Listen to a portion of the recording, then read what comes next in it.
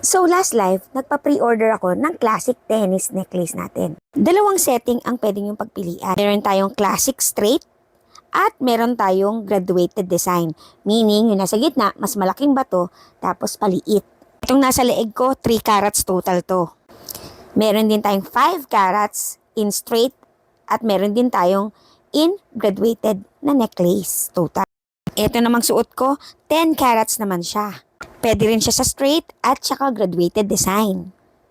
Opak, sino ka dyan, madam?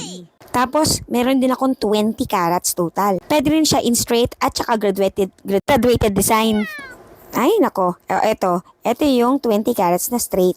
Usually, favorite ko talaga yung mga straight kasi pwede mo siyang suotin sa casual at saka sa formal. So, 2-in-1 na siya. Bright ka dun. At of course, meron pa rin tayong total 30 carats of diamonds. Diba na tennis necklace? Diyos mio, Marimar.